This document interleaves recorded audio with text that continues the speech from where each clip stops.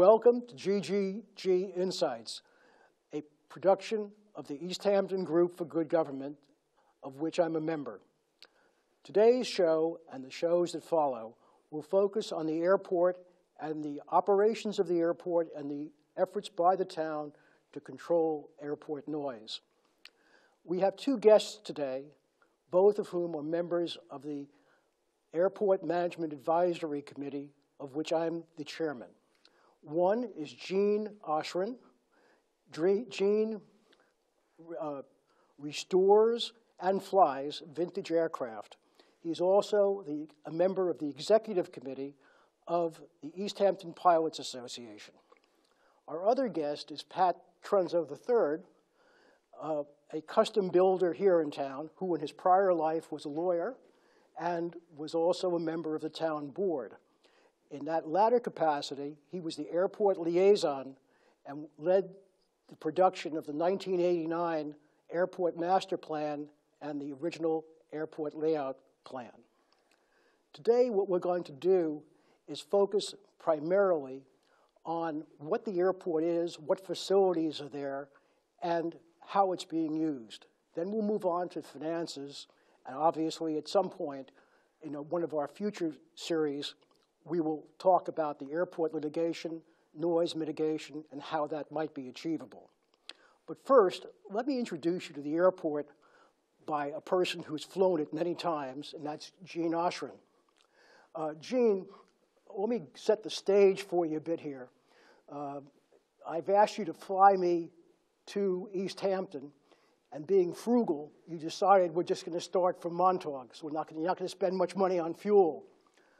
So we're going to fly west from Montauk to East Hampton, and we have a picture on the wall here which shows what it looks like from your airplane as we're coming in. Can you just tell us, the first thing I notice is you seem to be flying in the wrong direction because you're back to Montauk as though you were coming from New York City. Why is that? Well, the airport layout is the main runway 1028 is the magnetic heading, the actual heading of the runway. Runway 10, which you're facing here in the lower end, is actually a heading of 100, or generally eastbound. The other end of the runway is runway 28. That would be a heading of 280, or generally to the west. Depending on the direction of the wind, you would select the runway that is most compatible with the wind conditions. You're saying that our flight is from Montauk, but you didn't tell me which direction the wind is. Pat is in charge of wind direction and other wind factors. He is now going to tell us the wind is coming from Montauk. Okay, if the wind is out of the west, or out of the east rather, you would be landing to the east. Aircraft have to take off and land in the best possible wind conditions. So you want to land into the wind? You want to land into the wind as close as possible. So if the wind is out of the east or from the direction of Montauk, you would be landing on runway 10. As you come into the airport area, every airport has what's known as a pattern altitude. The altitude above the ground, which is selected as safest. In the case of East Hampton, the airport elevation is 55 feet. So the pattern altitude for light aircraft like what we would be flying today would be at 1,050 feet. Oh, so you're 1,000 feet above the ground. You're 1,000 feet above the ground for standard pattern for a light aircraft. Heavier aircraft would use another 500 feet, 1,500 feet. And depending on the type of aircraft, the way I learned to fly was once you enter the traffic area and enter a pattern, which in this case you would approach from the top left of the screen or from the northeast, and you would aim for the airport at a 45-degree angle, generally towards the middle of the airport. So you're getting down here at the bottom, and now you're looking to land. You're not quite to the bottom yet. What you're doing is you're approaching from the top left of the screen to enter the airport traffic pattern. Okay. Standard pattern at this airport and most airports is left hand. Okay, so you've come around now, you're looking up runway 10, and what are these things on your right over here at the bottom of the picture? On the bottom right of the screen is a complex of 24 aircraft hangars, privately owned aircraft hangars that were built on property leased from the town. Okay, now over here, a little bit higher up, you see a bunch of buildings, and what are those? On the middle of the screen to the right is Industrial Road. That's on airport property. To the left of that road is what's known as airside or aeronautical side of the airport. To the right of the road or south is property that is leased to non-aviation use. Oh, okay. So right now we're sitting in one of the buildings on Industrial Road in the LTV studios. You're in one of the white buildings about in the middle of the screen. And then up there to your left, I guess, is the terminal, parking for airplanes and so forth. To the middle of the screen, between the runways on the east side of the airport, is another complex of privately owned hangars, several commercial hangars, the airport terminal building, and parking lot. Now, Pat, we want to just tell us, what are these? There are two more runways, it looks like, in this picture. Okay, when the airport was originally built as a WPA project in the early 30s, it was built as a 3-runway configuration.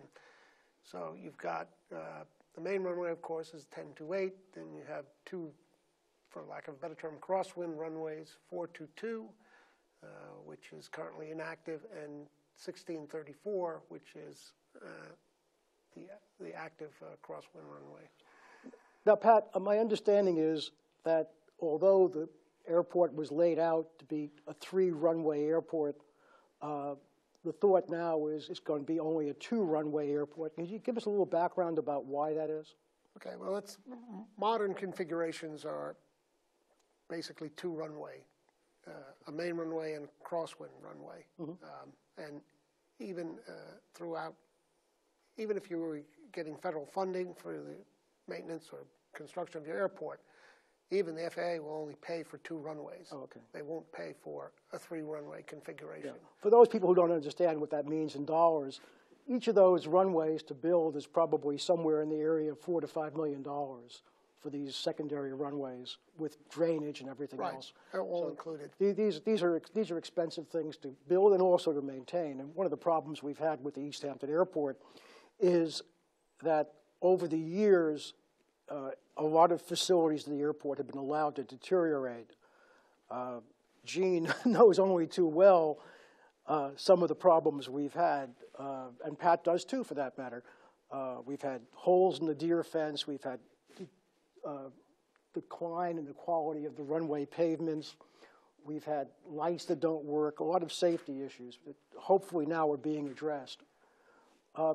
Let's now talk a little bit about the kinds of aircraft that come into and out of East Hampton Airport. And Pat, can you just, we have a chart here which the folks can see at home, and just to orient people, red is helicopters, yellow are jets, green are piston planes, which include seaplanes. Can you just tell us what's been happening 2013, 2014? Okay, well, you can see that there's been a slight or some decline. There was originally growth in the helicopter traffic that declined in the following year. Jet traffic has been fairly steady. I think the same is more or less true of the piston aircraft traffic. Now, one of the things we see is that although aircraft traffic has gone up from 2013 to 2014, and by the way, each of our figures for 12,000 is really 24 aircraft operations. It's a landing and a takeoff. But we're just showing this by a combination. What are some of the factors, do you think, Pat, that might have caused the slight decline from 2014 to 2015? I think that decline is really Negligible? negligible. A lot of factors can affect traffic within that small range. Weather being a primary one. If weather's bad, you're going to have a slight decline in overall traffic. But 2015, I guess, was also when we first started talking about curfews and things like that. Right, So. and I think that's the reason why we see a decline to some extent in particularly helicopter traffic, because the curfew restrictions started to kick in. Well, let's take our next picture is year-to-date 2015, when we had a decline in helicopters, to year-to-date 2016. And what's interesting, I guess, is that the traffic that went down a little bit already started going up in 2016, and the helicopters have mostly stayed the same. So we haven't had a great fall-off in traffic at the airport, despite the fact that we've had these curfews. People have sort of gotten used to them. What we are going to talk about next is, whoops, something that's going to fall off my chart, my table here, is where the airport gets its money. And we have a chart that folks can see now. The green lines are the total revenues, and the colored lines are landing fees as blue, red is airport rents. For example, those buildings along Industrial Road that Gene was talking about provide rental income to the airport. They're the most substantial contributors of rental income, although the hangar owners and the parking now is also contributing. And then yellow is a fuel flowage fee, which is relatively small. Pat, or Gene, I guess, I noticed that the airport landing fees were kind of low here, the blue line, and then they've gone up. What happens? They seem to have stopped going up. Well, going back to the days of the Budget and Finance Advisory Committee, there was considerable discussion over increasing airport revenues in whatever, to study the possibilities of increasing airport revenue. And one of the considerations was raising landing fees, which very early on, BFAC did indeed recommend. One of the things that came out of the discussions was the fact that the revenue from the industrial park was well below fair market value, and these leases had been in effect for quite a while. And to the town board's credit, all the subsequent leases were negotiated at fair market value, which is probably the biggest increase in airport revenue. Yeah, well above landing fees. Yeah, I think in 2016 we're showing these airport lease revenues at about $1 million, and I think Pat, correct me if I'm wrong. I think we think over the next 2 years or so that could almost double. Right. A big picture thing to understand here is that the airport does not rely on taxpayer support. The airport is being operated and is intended to remain as a self-sustaining, self-financing operation. And that's important because the town has made the decision to no longer seek or accept FAA grant funds. So one of the big concerns and focuses of the AMAC committee is to keep the airport financially healthy, self-sustaining, and not have it be a burden to the taxpayers of the town. Now, we sort of know now where the money comes from, and let's take a look at where some of that money goes.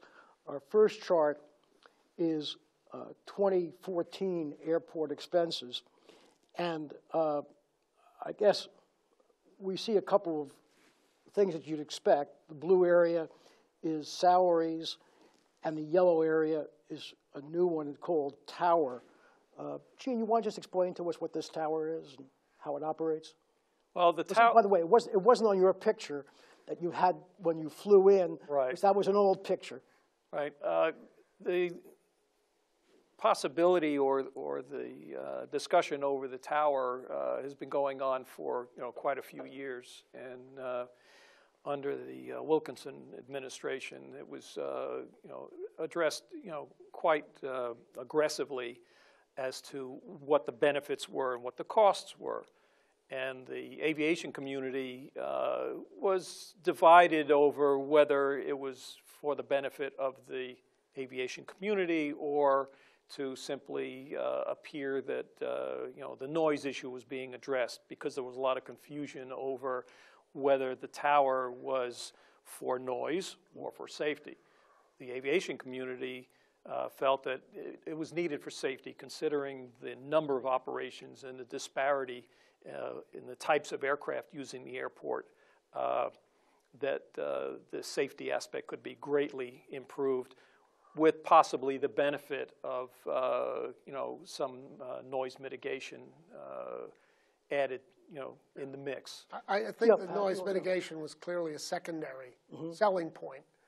The fact that that didn't turn out to be terribly true is really of no moment at this point in time. But the big consideration was the traffic, and unfortunately your operations charts don't go back enough, because if they were started a few years earlier, you'd see very negligible helicopter traffic.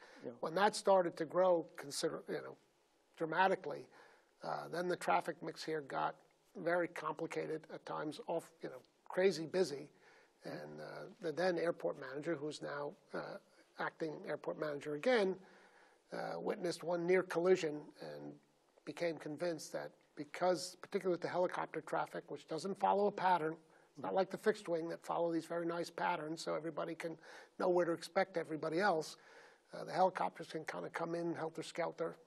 I don't want to use a pejorative term, but they can come in from a lot of directions at once. He felt it was necessary to maintain safety. Now, Gene, you know how this tower works better than probably most of us. Is there any priority among aircraft as far as the tower is concerned, or do they just use their best job? I mean, who are these guys? It's not something that they would possibly admit to. Generally, the local pilots will allow priority to commercial operations just to get them out of the way. They're bigger aircraft. They take up more space. It takes them longer to take off and land, while the smaller aircraft can fly in a closer pattern and are more manageable. The priority is more of the position of the aircraft as it enters the area.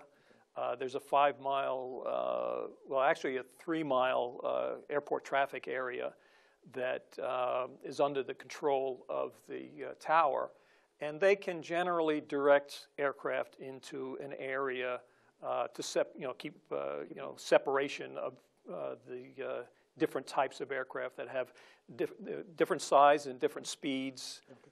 Now, Pat, I noticed on our chart we're spending almost as much, or maybe a bit more, a bit less, on the tower as we are on all the other employees of the airport. Who are these guys in the tower? And I know they're there just for a few months a year.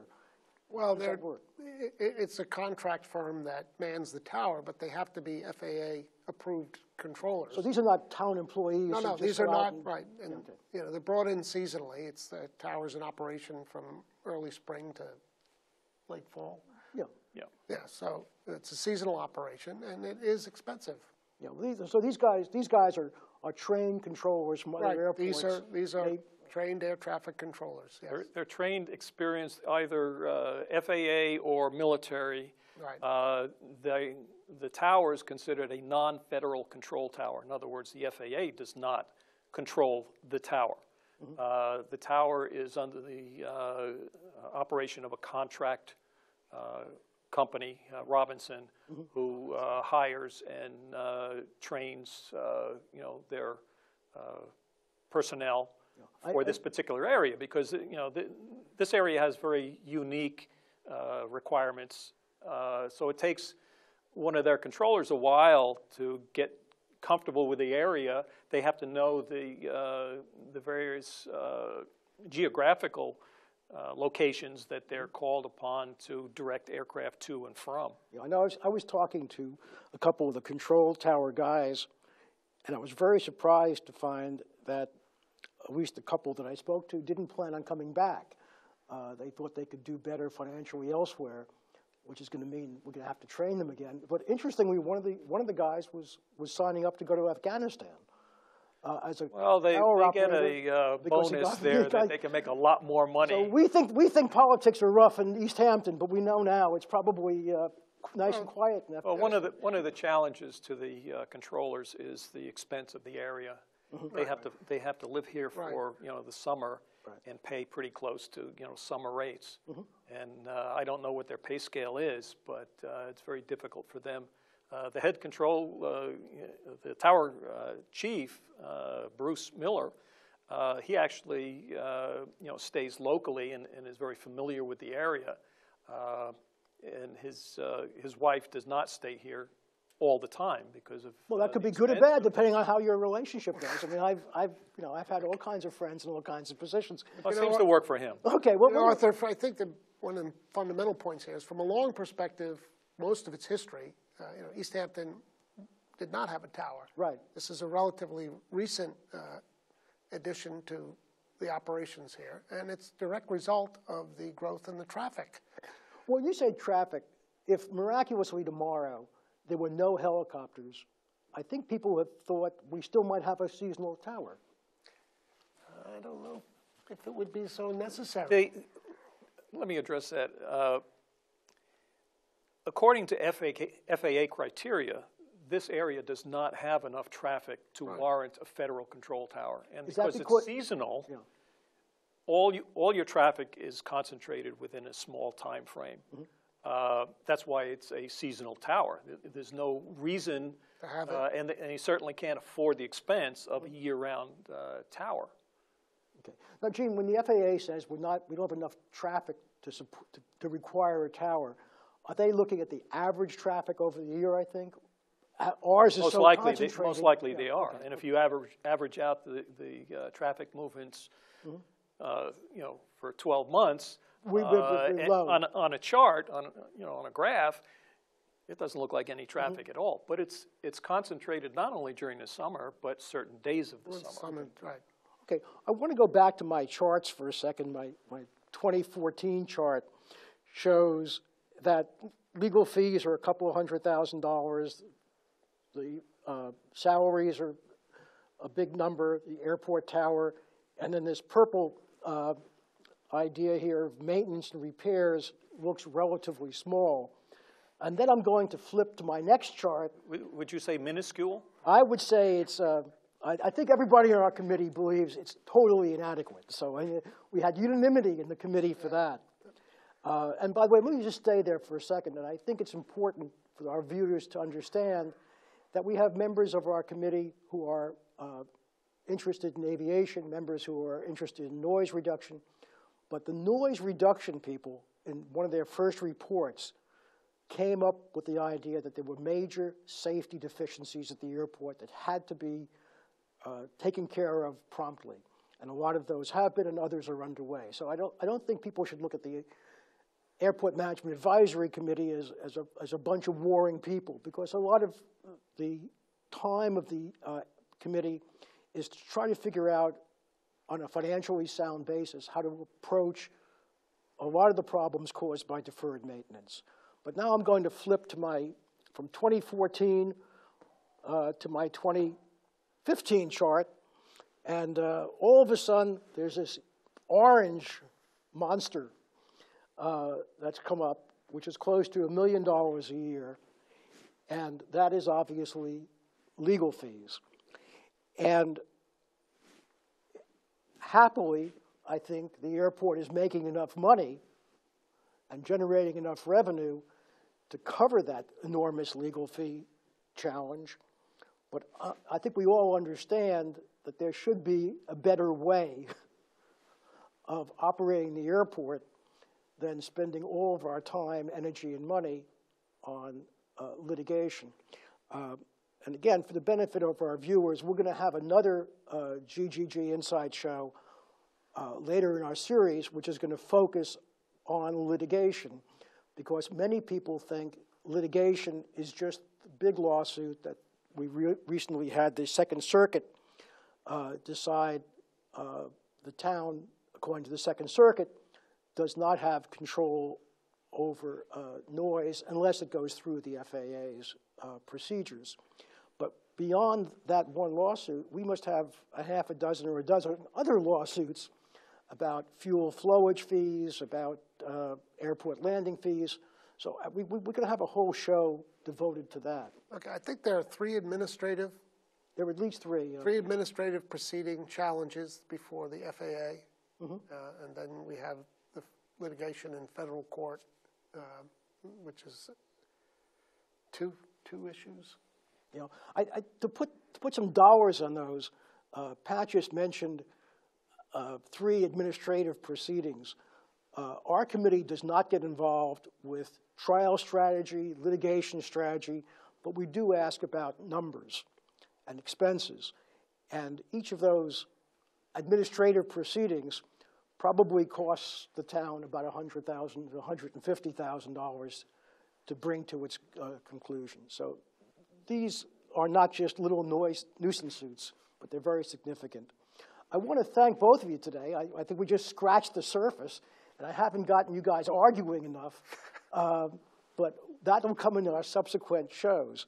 I want to thank everybody for listening and watching, and in our subsequent shows, we're going to take you through the litigation that's been pending at the airport, some of the issues about what runway should be the main runway, whether there are problems of cutting down trees. But again, I want to thank both of our guests, and hopefully you'll come back to tell us more about the problems at the airport and their solutions. Okay. Thank you for having us. Yes, thanks for having us.